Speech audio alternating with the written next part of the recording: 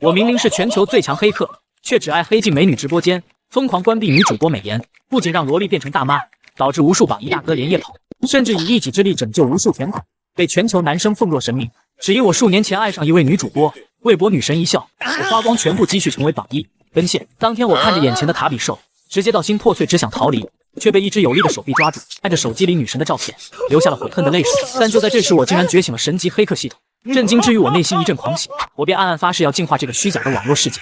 此时的我正坐在电脑面前凝视着直播间。家人们，我是你们最爱的乔碧罗殿下，你们想我了吗？只见一个可爱的小萝莉出现在直播间里，完美的身材，精致的妆容，配上恰到好处的灯光，让直播间无数男人为之疯狂。如果不是亲身经历，我不会相信现在的美颜技术竟然恐怖如斯。感谢加拿大电鳗的飞机，感谢蔡坤坤送的火箭。直播间里的礼物不断刷屏，此起彼伏，让主播快都感谢不过来。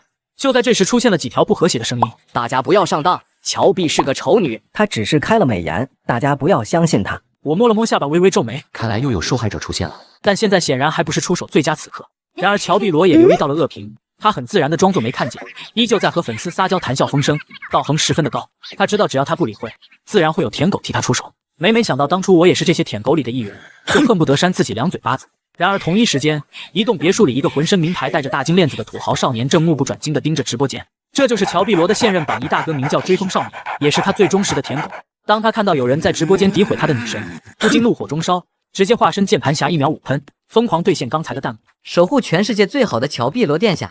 屏幕前的受害者都气吐血，我忍不住笑了。姑且再让你等等，有你好看的时候。风哥哥不要生气，都是乔乔不够好，让大家嫌弃了。这女人真是太能装了。屏幕前的一众受害者直接破防。这时直播间一阵烟花的声音，原来是追风少年在直播间刷了一个嘉年华。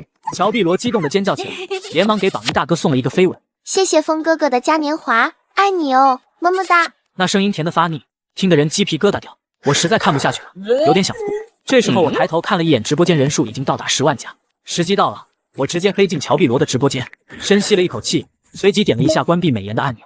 此时乔碧罗一边唱歌一边扭动自己的水桶腰，幻想着自己依然风情万种，妩媚动人。乔碧罗殿下好可爱，好想抱抱。评论区里舔狗们疯狂刷屏，各种赞美不绝于耳。头号舔狗追风少年更是兴奋，甚至眼睛都变成爱心的形状，准备再刷一波礼物的时候，突然如遭雷击，整个人嘟眼珠子都快蹦了出来。只见屏幕里的小萝莉消失了，映入眼帘的是臃肿身材和满脸的痘痘，活脱脱一只卡比兽，哪里还有美少女的样子？原本热闹非凡的直播间瞬间沉寂了，只剩下乔碧罗沉浸在自己的表演中，扭动着她的水桶腰，浑然不知自己已经原形毕露。这时榜一大哥终于忍不住跑到厕所里头狂吐不止，直播间不少网友也纷纷呕吐起来。卧槽，我的眼睛，我真的吐了。直播间瞬间炸开了锅。这时乔碧罗察觉到不对劲，脸上笑容逐渐凝固，发出一声尖叫，连忙冲到手机面前想要重新打开美颜，但无论怎么点击屏幕都没有一点反应，因为此刻他的手机正被我远程操控着。乔碧罗直接崩溃狼狈地逃离了镜头，直播间彻底炸裂，各种吐槽和谩骂铺天盖地而来。看着这大快人心的时刻，我忍不住嘴角微微扬起。看着已经录好的视频，我随即点点手指，直接上传到短视频平台，甚至买了1000块钱流量，彻底让照片捞女身败名裂。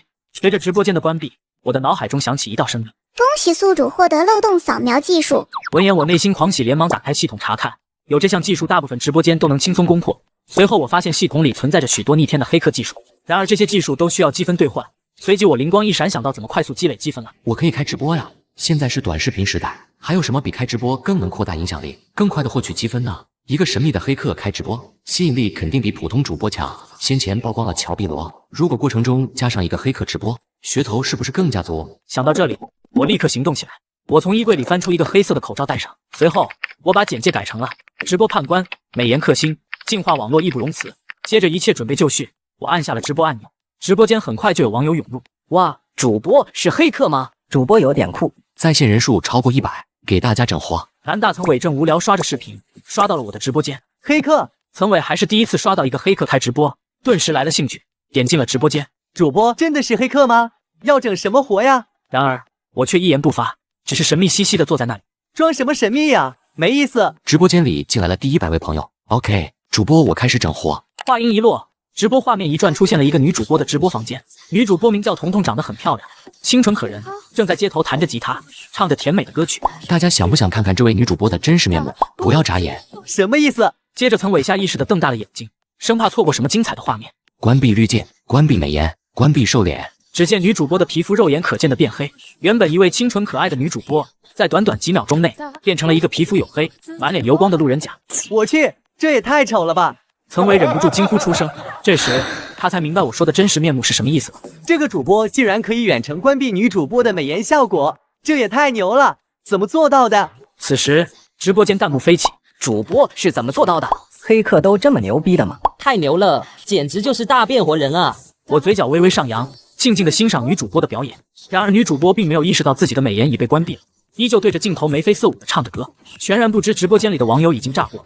我看着弹幕，嘴角笑意越来越浓。这时我直播间里的在线人数已经突破了5000人。我呼出系统界面，查看了一下人气积分，已经到达了10000。开直播果然是正确的选择，兄弟们，我们继续欣赏下一个女主播。你们想看哪位女主播的真实颜值，就把她的名字打在公屏上。一时间，直播间里弹幕满天飞，求我翻牌。这时一个飞机礼物出现在屏幕上，是曾伟刷的礼物。大佬，求求你帮我看看甜心妮妮。谢谢伟哥的礼物，你想看甜心妮妮是吧？安排。就在这时，直播间里出现了甜心妮妮的身影，精致的妆容，优雅的气质，浑身散发着成熟迷人的韵味。直播间里10几万网友在线观看，弹幕刷得飞起，人气非常火爆。甜心妮妮的粉丝数量更是高达1120万，一个千万级的大网红，应该有点真材实料吧？兄弟们，我们玩点不一样的。我先连线甜心妮妮，等连上线之后，大家注意看我的手势。当我做出这个手势的时候，你们就刷弹幕，告诉他你的美颜掉了。说完，我点了申请连线，无需甜心妮妮同意，我控制了她的手机后台，替她点了接受连线。下一秒，2个直播间成功连线。甜心妮妮愣了一下，不明白自己怎么莫名其妙的就跟一个陌生主播连上线了。你是甜心妮妮？我没有连线呀。你有什么才艺吗？甜心妮妮根本没理我。喂，美女，你到底有没有才艺？不理人呀！我已经给过你机会了，兄弟们也都看到了，已经给过他机会了。我让他表演一个才艺，他可以证明自己不是靠颜值吃饭，结果不理人，不能怪我，我是不得不出大招了。我挥了一下手，直播间里立刻狂刷弹幕，你的美颜掉了，关闭特效，关闭滤镜，关闭美颜。下一秒，甜心妮妮华白皙的皮肤变得暗淡粗糙，精致的五官布满了皱纹和老年斑。26、7岁的年纪，此刻看起来竟然像是一个60岁的大妈。直播间里上万名网友虽然已经有了心理准备，但还是被眼前这一幕给惊呆了。我去，这也太丑了吧！简直就是画皮啊！这他妈的是个60岁的大妈吧？这就是我的女神，这就是我心心念念的甜心妮妮，这分明就是一个60岁的大妈。不对，是奶奶好吗？曾伟彻底傻眼了。下一秒，曾伟捂着嘴巴冲进了洗手间，狂吐不止。我看着网友们的反应，忍不住笑出了声，心情无比舒畅。我看了一眼自己的人气积分，已经突破5万了，积分还在以肉眼可见的速度疯狂上涨。此时甜心妮妮彻底慌了，直接关了直播。太牛了，说关主播美颜就关主播美颜，简直神了！直播间里弹幕刷屏。此时我直播间里的在线人数已经来到2万人，而我的人气积分也已经突破了7万。这时一个嘉年华划过屏幕，感谢刀哥送来的嘉年华。主播能帮我看看小韩吗？必须安排。很快我便找到了这位女主播的直播间。直播间里一个女孩正在对着镜头甜甜的笑，清纯可人，一双水汪汪的大眼睛仿佛会说话一般，让人忍不住心生好感。我先连线一下。接着我点击了申请连线，下一秒小韩自己点了同意。你好，美女，你是做什么类型的主播？我是一个模特，平时主要直播宣传我们的汉服文化。大哥，你为什么戴着口罩啊？因为我是一个黑客。黑客是不是很厉害啊？你会什么才艺吗？我不会。不可能，你肯定会才艺。会唱歌吗？我唱歌很难听。你呢？你有什么才艺吗？我是一个黑客，你想看我的才艺吗？想看。我的才艺有很多，其中一个是鉴定美女主播的颜值。隔着屏幕怎么鉴定？我会魔术呀！不要眨眼，我要表演魔术了。我话音刚落，小韩的除了光线变暗了一些之外，颜值没有任何变化。鉴定完毕，兄弟们，大家欢呼吧！我们终于遇到一个没有开美颜的美女主播了。我哭了，真的哭了，人间自有真情在啊！太感动了，终于让我看到一个没有开美颜的主播了。小哥哥，什么魔术？你怎么鉴定？哈哈，这只是一个小把戏而已。接着张小涵就发现自己的粉丝正在飞速上涨。甜心妮妮从睡梦中醒来，脸色憔悴，双眼无神。她怎么也没想到自己竟然会遇到一个黑客，而且还被对方当场关闭了美颜滤镜。不知道现在情况怎么样了？这是有没有过去？甜心妮妮越想越害怕，忐忑不安地拿了手机，点开账号，粉丝985万。甜心妮妮脸色一下变难看了，一夜之间掉了100多万粉。作品的评论区各种谩骂、诅咒、嘲讽，如同潮水一般铺天盖地地向她涌来。接着没一会，她就发现自己上热搜了。黑客曝光千万女网红甜心妮妮，竟是60岁大妈井号，少女秒变60岁大妈，直播间惊现画皮事件。顿时，甜心妮妮感觉两眼发黑。而与此同时，我刚起床就打开了系统，只见积分数据一栏102万，竟在一个晚上涨了这么多积分，什么原因？接着我拿起手机登录了自己的账号，粉丝数70万。呵呵，哥现在也是拥有70万粉丝的网红了。我搓了搓手，点开商城的工具栏里，我现在最需要的还是一款强大的防火墙来保护自己的安全。我知道，经过昨晚的事情，我已经彻底得罪了那些靠美颜滤镜招摇撞骗的女主播们。显而易见，我将会面临疯狂的报复。神盾防火墙，积分40万，就它了，兑换。爹，恭喜宿主成功兑换神盾防火墙，扣除40万积分。神盾防火墙，神盾科技2030年出品，可有效抵御病毒、木马、各种黑客攻击。甜心妮妮和男助理焦急地围着一个坐在电脑前的一位眼镜男。这会，眼镜男正全神贯注地盯着笔记本电脑屏幕，手指飞快地在键盘上敲击着代码。没想到没有发现任何有点异样。怎么样了？对方是个高手，我没有在手机里发现任何入侵的痕迹。你找的到底是什么人？不是说很厉害吗？姐，你别着急，我再想想办法，肯定能找到更厉害的黑客高手。接着说着，他拨打电话摇人。到了晚上，我又开始直播了，我还是戴着口罩。开播不到1分钟，进来了5000人。就在这时，一大波带着恶意的弹幕纷纷刷屏。垃圾主播，黑客很屌吗？还不是藏头露尾。藏头露尾，不敢露出真面目。你是长得很丑。这些人是水军，呵呵，昨晚得罪的那些女主播开始报复了。不过就这么多私密账号，一看就是水军。主播得罪谁了？怎么会有这么多水军攻击？大佬，我们支持你。这下好玩了。接着在水军的助攻下，我直播间的人气不降反升，越来越多的网友进来，很快在线人数破了2万。来吧，让暴风雨来得更猛烈些吧。这时，一旁桌上的笔记本电脑发出一阵急促的警报声，上百个不同的 IP 同时向我发起了攻击。不过我早有准备，水军头子杨波正坐在电脑前，指挥着手下的一群水军，疯狂地攻击着我的直播间。一组、二组向平台发起大量举报。怎么回事？他直播间人气还越来越高了。姐，才开始，先不要急，已经在发动水军举报。平台一旦接到大量举报，就会封了他。最好是这样。与此同时，播间里我看着不断上涨的人气，忍不住笑起来。这才不到10分钟的时间，在线人数5万了。感谢水军同志，是你们的助攻，让我的直播间获得了如此高的人气。转眼间半个小时过去，眼看着我的直播间在线人数往10万人奔去，甜心妮妮越来越不爽。不是说水军发起了大量投诉的吗？我现在就要看到他的直播间封了。你不是说认识平台的人吗？找他帮忙，我可以出钱。我现在联系他。说着，助理走到一边，掏出手机。不一会儿，助理走回来。姐，已经说好了，10万块，他可以帮我们封了那黑客的直播间。10万，钱我可以出，他人靠谱吗？姐，这你放心，这位朋友绝对靠谱，他是平台内部的人，之前我们也和他合作过，办事干净利落。行，10万就10万，只要能封了那黑客的直播间，让他彻底消失，多少钱我都愿意。接着没一会，我任重道远的直播间里弹出一条系统提示：因违反平台直播有关规定，任重道远直播间将封禁7天，如有异议，请联系平台客服进行申诉。紧接着，直播画面中断。什么情况？那是怎么回事？难道是网络出问题了？我去，是被平台封禁了？要不要这么快？刚才直播间在线人数9万多，差一点破10万，没被黑客干掉，被平台封了，怎么搞？一般的主播遇到这种情况，恐怕只能自认倒霉，乖乖的等待平台解封，或者重新注册一个小号。可我不是普通人，我是一名黑客，自然有办法绕过平台的封锁。但是如果我真的这么做，就等于是在和平台对着干，后果难料。算了，多一事不如少一事，开个小号。几分钟后，任重道远1号直播间开播，我还在主账号上发布了一条视频，引导网友们前往新直播间观看直播。很快就有几千名忠实粉丝涌入了任重道远1号直播间。大佬，什么情况？怎么会突然被封了？肯定是那些水军干的好事，好多水军在向平台恶意投诉。随之而来，大批水军也进来了。